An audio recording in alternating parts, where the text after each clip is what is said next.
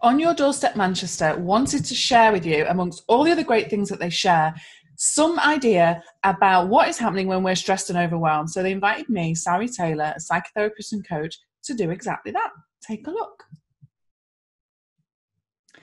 Hi. So there has been a huge influx of people feeling anxious, overwhelmed, getting in touch, worrying about the future, feeling more out of control than they have done in a long time. And so I'm here just to talk to you for the next 5 minutes about that, to see if I can help in any way possible, or maybe help you see things from a slightly different perspective, even in this 5 minutes.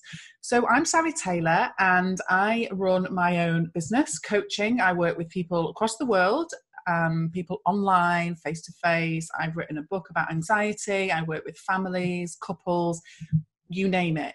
And I ended up in this situation working with people in this way because I suffered with really severe anxiety in my early 20s, so much so that I was hospitalized for a month. And I then went on in this whole exploration, which included training as a psychotherapist, training in lots of other areas. I've done work in CBT, DBT, NLP, loads of stuff.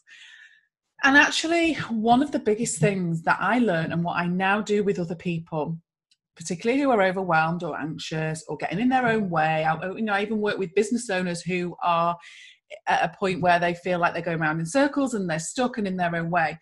And ultimately what I do is I help people explore what it actually means to be a human being, how we work. Because one of the biggest things that changed my relationship with anxiety, and I went from fearing every time I would have a panic attack or an anxious episode, I lived in fear of it, to now not actually caring too much if I have feelings of anxiety, because I understand it. And I know that it's not unsafe. I know that it's just something that is happening as a result of me having a lot of anxious thinking. So we are having hundreds and thousands of thoughts a day, like probably more than that. I don't know the actual figures, but we know that we're having a heck of a lot of thoughts, whether we like it or not. We can't stop them. We can't control them. And actually, they're all neutral, because they're just words that create a sentence, that create a thought that is neutral. But what we do is we bring them to life. We add energy to them. We add value based on what's happened in the past, based on what we're worried about in the future, and we bring our thoughts to life. And then we decide whether a thought is a good thought or a bad thought. And we get into this habit, I know I certainly did, of trying to get rid of all the bad thoughts that I have and change them into positive. And that sounds great. And sometimes it may even work for a little bit. But there comes a point when those negative overthinking can become so habitual that we don't even really realize that we're doing it. So let's take COVID, for example, as that's very topical at the moment. If I saw something on the television, say I was watching the news, and you know at the bottom where you've got the ticker tape of the news and it's giving you the highlight reel of what's going on. Now, I might see something on there that says COVID deaths increased in Manchester, which is where I'm from. And I'm going to have that thought. Now, with that thought, because thoughts create feelings, so with that thought, there's probably going to be a bit of discomfort. Like, I can't imagine anybody's going to have a thought, oh, deaths have increased in your area, and feel good about it. Like, the attached to that is going to be, then a progression of other thoughts around, what does that mean for me? Is that scary, etc., etc. Now, I can't get away from that. And so I have to just kind of ride that discomfort. But what I do know is, because I really understand how thoughts work, what I do know is that once my thoughts have switched to something else and fallen away, which is what they do naturally, then my feelings are also going to shift. However, when we feel like thoughts are something that we need to take control of and something that we really need to pay huge attention to, which they're not, we go into sort of fixing problem solving. So, for example, if I saw that ticker tape that said COVID deaths in Manchester, I would have that uncomfortable feeling. And then I would probably then be doing something else. And before I know it, that thought has gone out of my head. The feelings have subsided because the thoughts have gone, and I am continuing with my day. However, if I sat down, turned the volume up, sat closer to the TV, got on my phone and started kind of Googling, how many deaths is that? Which hospitals are oversubscribed? Is it one near me? And that would be me bringing it to life through thought. And all of those thoughts, because those thoughts 100% of the time are creating feelings, then I'm starting to suffer because I'm having a lot of anxious thinking about what does this mean? What if, what if, what if? Then I have really severe feelings of anxiety because I'm layering the thoughts on top of thoughts on top of thoughts. And so the feelings are intensifying. Now, I could do all of that worrying, and it may for a very short time make me feel like I'm somehow in control, because if I know exactly what's happening, I'll be okay. But actually, the level of worrying and wondering that I do is not going to actually have any relation to whether I end up being infected with a disease or not.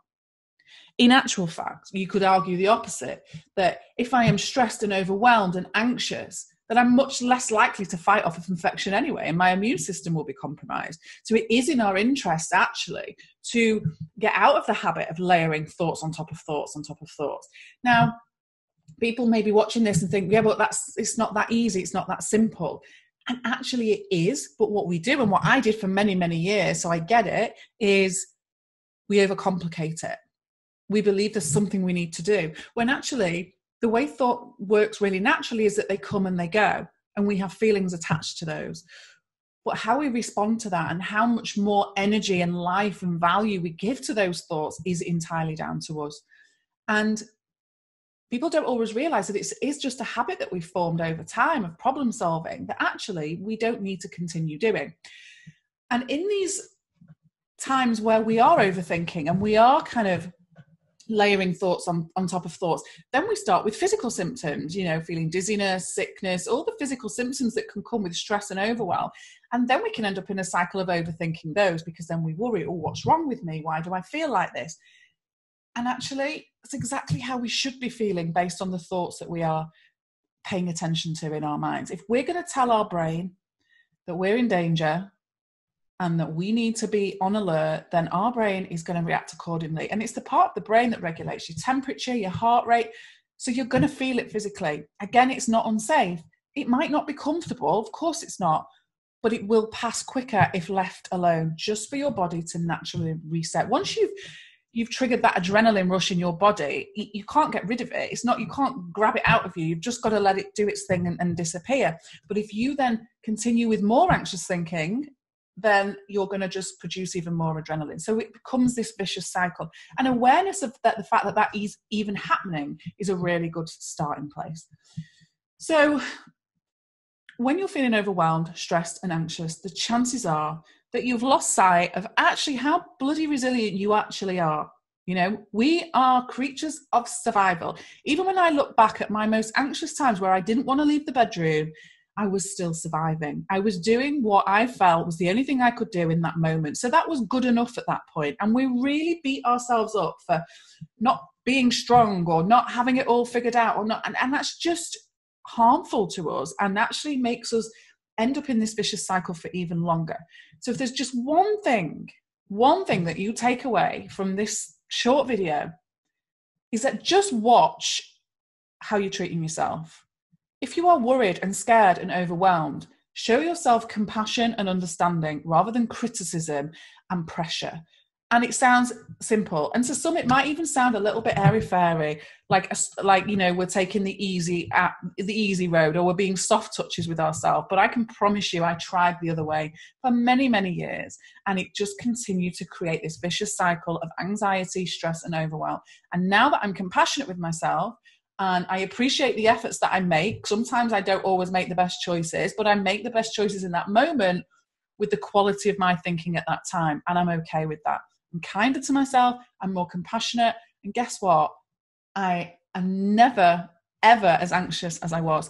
I don't say never anxious because it's part of being human, and we will experience anxiety, but the difference for me is I'm not scared of it, and so it goes as quick as it comes.